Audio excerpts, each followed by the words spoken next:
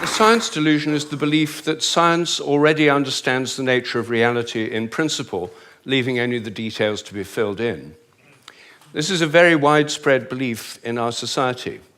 It's the kind of belief system of people who say, I don't believe in God, I believe in science. It's a belief system which has now been spread to the entire world. But there's a conflict in the heart of science between science as a method of inquiry based on reason, evidence, hypothesis, and collective investigation, and science as a belief system or a worldview. And unfortunately, the worldview aspect of science has come to inhibit and constrict the free inquiry, which is the very lifeblood of the scientific endeavor. Since the late 19th century, science has been conducted under the aspect of a belief system or worldview, which is essentially that of materialism, philosophical materialism. And the sciences are now wholly owned subsidiaries of the materialist worldview. I think that as we break out of it, the sciences will be regenerated. What I do in my book, The Science Delusion, which is called Science Set Free in the United States, is take the 10 dogmas or assumptions of science and turn them into questions, seeing how well they stand up if you look at them scientifically. None of them stand up very well. What I'm going to do is first run through what these 10 dogmas are, and then I'll only have time to discuss one or two of them in a bit more detail. But essentially, the 10 dogmas, which are the default worldview of most educated people all over the world, are first that nature is mechanical or machine-like. The universe is like a machine, animals and plants are like machines, we're like machines. In fact, we are machines. We're lumbering robots, in Richard Dawkins' vivid phrase, with brains that are genetically programmed computers. Second, matter is unconscious. The whole universe is made up of unconscious matter. There's no consciousness in stars, in galaxies, in planets, in animals, in plants, and there ought not to be any in us either, if this theory is true. So a lot of the philosophy of mind over the last 100 years is trying to prove that we're not really conscious at all. So the matter's unconscious, then the laws of nature are fixed. This is dogma 3. The laws of nature are the same now as they were at the time of the Big Bang, and they'll be the same forever. Not just the laws, but the constants of nature are fixed, which is why they're called constants. Dogma 4, the total amount of matter and energy is always the same. It never changes in total quantity, except at the moment of the Big Bang, when it all sprang into existence from nowhere in a single instant. The 5th dogma is that nature is purposeless. There are no purposes in all nature, and the evolutionary process has no purpose or direction. Dogma 6, biological heredity is material. Everything you inherit is in your genes, or in epigenetic modifications of the genes, or in cytoplasmic inheritance. It's material. Dogma 7, memories are stored inside your brain as material traces. Somehow everything you remember is in your brain in modified nerve endings, phosphorylated proteins. No one knows how it works, but nevertheless, almost everyone in the scientific world believes it must be in the brain. Dogma 8, your mind is inside your head. All your consciousness is the activity of your brain and nothing more. Dogma 9, which follows from dogma 8, psychic phenomena like telepathy are impossible. Your thoughts and intentions cannot have any effect at a distance because your mind's inside your head. Therefore, all the apparent evidence for telepathy and other psychic phenomena is illusory. People believe these things happen, but it's just because they don't know enough about statistics, or they're deceived by coincidences, or it's wishful thinking. And dogma 10, mechanistic medicine is the only kind that really works. That's why governments only fund research into mechanistic medicine and ignore complementary and alternative therapies.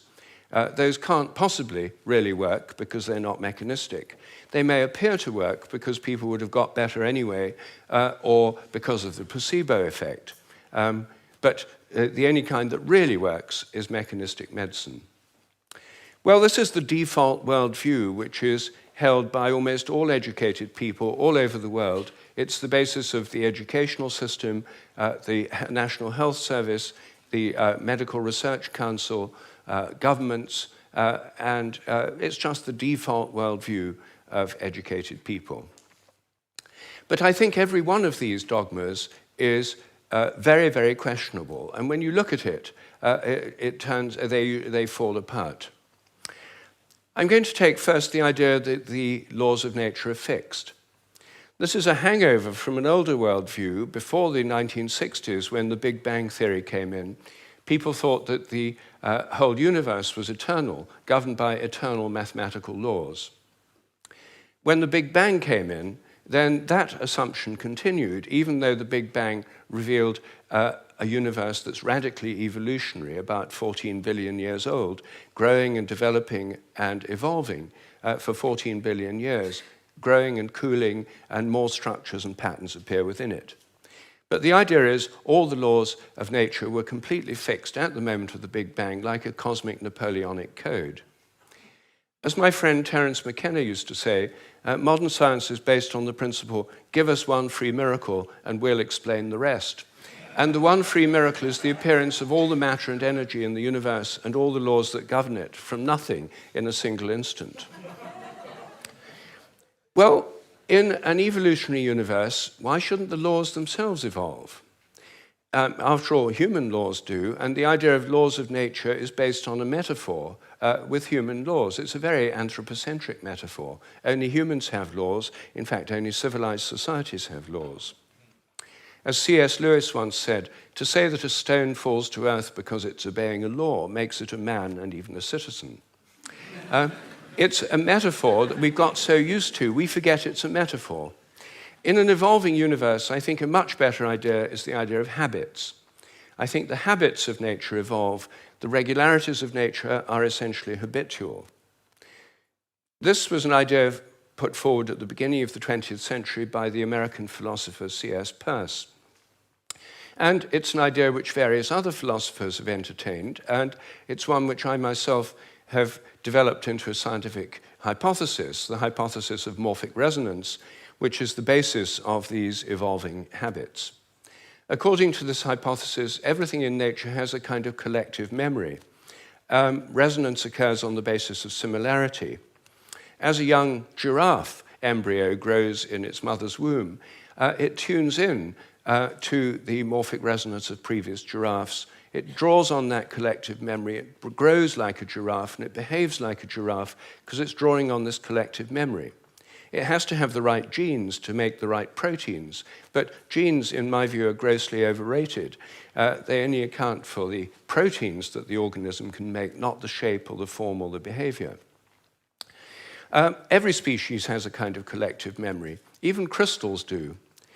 This theory predicts that if you make a new kind of crystal for the first time, the very first time you make it, it won't have an existing habit. But once it crystallizes, then the next time you make it, there'll be an influence from the first crystals to the second ones all over the world by morphic resonance. It'll crystallize a bit easier. The third time, there'll be an influence from the first and second crystals. There is, in fact, good evidence that new compounds get easier to crystallize all around the world, just as this theory would predict. It also predicts that if you train animals to learn a new trick, for example, rats learn a new trick in London, then all around the world, rats of the same breed should learn the same trick quicker just because the rats have learned it here. And surprisingly, there's already evidence that this actually happens. Anyway, that's my own hypothesis in a nutshell of morphic resonance. Everything depends on evolving habits, not on fixed laws.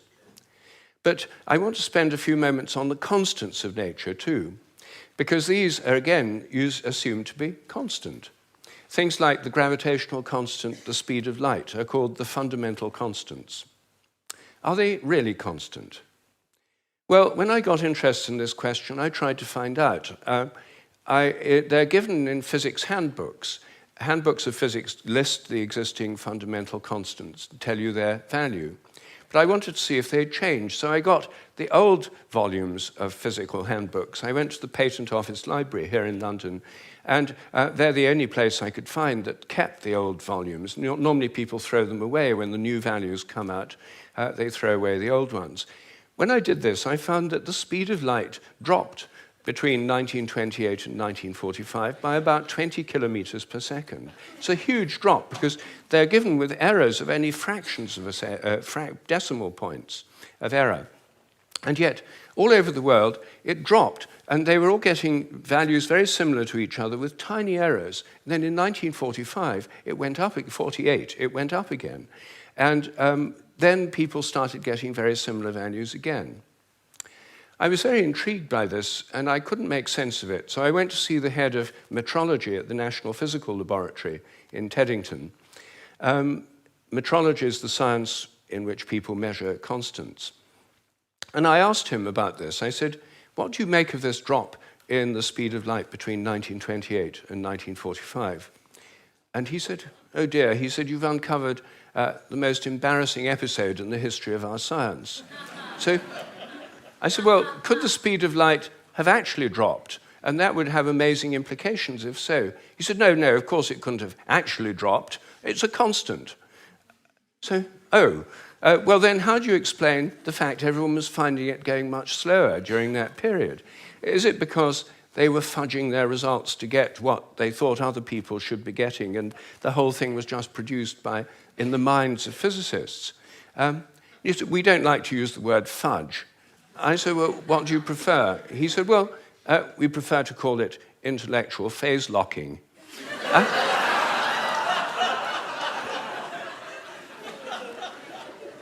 So I said, well, if it was going on then, how can we be so sure it's not going on today? And that the present values are produced by intellectual phase locking. And he said, oh, we know that's not the case. I said, how do we know? He said, we've solved the problem. And I said, well, how? He said, well, we fixed the speed of light by definition in 1972. So I said, but it might still change. He said, yes, but we'd never know it because we've defined the meter in terms of the speed of light. So the units had changed with it. So he looked very pleased about that. They'd fixed that problem. But I said, well, then what about big G, the gravitational constant known in the trade as big G? It's written with a capital G, Newton's universal gravitational constant. That's varied by more than 1.3% in recent years. And it seems to vary from place to place and from time to time. And he said, oh, well, those are just errors. And unfortunately, there are quite big errors with big G. So I said, well, what if it's really changing? I mean, perhaps it is really changing. And then I looked at how they do it. What happens is they measure it in different labs. They get different values on different days, and then they average them. And then other labs around the world do the same, and they come out usually with a rather different average. And then the International Committee on Metrology meets every 10 years or so and average the ones from labs around the world to come up with the value of big G. But what if G were actually fluctuating? What if it changed? There's already evidence, actually, that it changes throughout the day and throughout the year. What if the Earth, as it moves through the galactic environment, went through patches of dark matter or other environmental factors that could alter it? Maybe they all change together. What if these errors are going up together and down together? For more than 10 years, I've been trying to persuade metrologists to look at the raw data. In fact, I'm now trying to persuade them to put it online on the internet with the dates and the actual measurements and see if they're correlated, to see if they're all up at one time, all down at another. If so, they might be fluctuating together, and that would tell us something very, very interesting. But no one has done this. They haven't done it because G is a constant. There's no point looking for changes. You see, here's a very simple example of where a dogmatic assumption actually inhibits inquiry. I myself think that the constants may vary quite considerably, well, within narrow limits, but they may all be varying. And I think the day will come when scientific journals like Nature have a weekly report on the constants, like stock market reports in newspapers. You know, this week, big G was slightly up, the charge on the electron was down, the speed of light held steady, and so on. That's one area, just one area where I think thinking less dogmatically could open things up.